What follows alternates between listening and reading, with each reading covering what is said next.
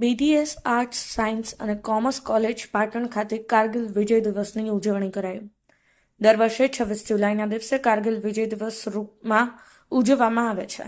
1999માં આ જ દિવસે ભારત અને પાકિસ્તાન વચ્ચે લગભગ 60 દિવસ સુધી ચાલેલા યુદ્ધનો અંત આવ્યો હતો. આ તે દિવસ છે જ્યારે ભારતના વીર સપૂતોને જમ્મુ કાશ્મીરના કારગિલના શિખરો પરથી પાકિસ્તાની સેનાને હાંકી કાઢી હતી.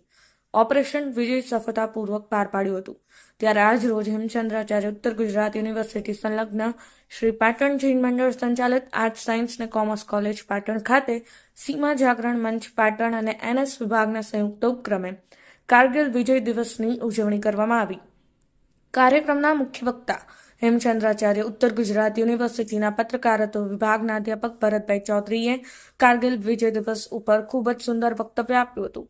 તેમણે જણાવ્યું હતું કે કારગિલ યુદ્ધ જીતી ભારતે પાકિસ્તાનને જડબાતોડ જવાબ આપ્યો હતો.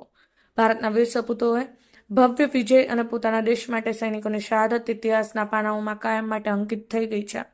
ત્યારથી દર વર્ષે 26 જુલાઈને કારગિલ વિજય દિવસ તરીકે ઉજવવામાં આવે છે. ભારત પાકિસ્તાનના ભાગલા બાદ બંને દેશ વચ્ચે સંઘર્ષ ચાલી રહ્યો હતો. આ સંઘર્ષના કારણે ભારત અને પાકિસ્તાન વચ્ચે ઘણા યુદ્ધ થયા હતા.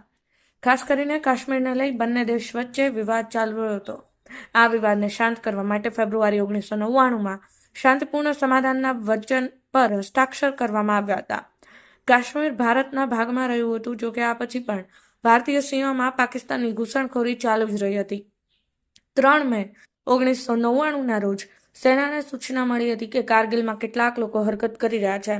તાશી નામગ્યાલ નામના એક સ્થાનિકે ચરવાય સેનાને આ માહિતી આપી હતી. તાશી કારગિલના બ્લાસ્ટિક સેક્ટરમાં પોતાની એક આંખ શોધી રહ્યો હતો ત્યારે તેને ત્યાં શંકાસ્પદ પાકિસ્તાનના સૈનિકો દેખાયા હતા. આ પછી 5 મેના રોજ ભારતીય સેના પેટ્રોલિંગ પર નીકળી હતી. દરમિયાન સેનાના 5 જવાનોને બંધક બનાવી તેમની હત્યા કરી દેવામાં આવી હતી. આ પછી 8 મે 1999ના રોજ પાકિસ્તાની સૈનિકો અને આતંકવાદી કારગિલના ટોચ પર જોવા મળ્યા હતા, જે પછી ભારત અને પાકિસ્તાન વચ્ચેના કારગિલ યુદ્ધ શરૂ થયું હતું. આ યુદ્ધમાં 2 લાખ ભારતીય સૈનિકોએ ભાગ લીધો હતો. આ યુદ્ધમાં 60 દિવસ ચાલ્યું હતું. 9 જૂનના રોજ ભારતીય સેનાએ બ્લાટિક ક્ષેત્રમાં 2 ચોકીઓ પર કબજો કર્યો હતો. 13 જૂન દ્વારા દ્રાસ સેક્ટરમાં તોતલિંગ ખાતે ધ્વજ ફરકાવ્યો હતો અને 29 જૂને ભારતીય સૈન્યએ વધુ 2 મહત્વપૂર્ણ પોસ્ટ પોઈન્ટ 5060 અને પોઈન્ટ 5100 કબજે કરી હતી. 2 જુલાઈના રોજ કારગિલમાં ટ્રિપલ હુમલો કરવામાં આવ્યો હતો, જેના જવાબમાં ભારતીય સેનાએ 4 જુલાઈના રોજ ટાઈગર હિલ પર કબજો કર્યો હતો. 5 જુલાઈએ દ્રાસ પર કબજો કર્યો હતો અને 7 જુલાઈના રોજ જુબાર શિખર પર ધ્વજ ફરકાવવામાં આવ્યો હતો. 11 જુલાઈએ ફરી એકવાર બટાલિકના મુખ્ય શિખરો પર ભારતનો તિરંગો લહેરાવવામાં આવ્યો હતો.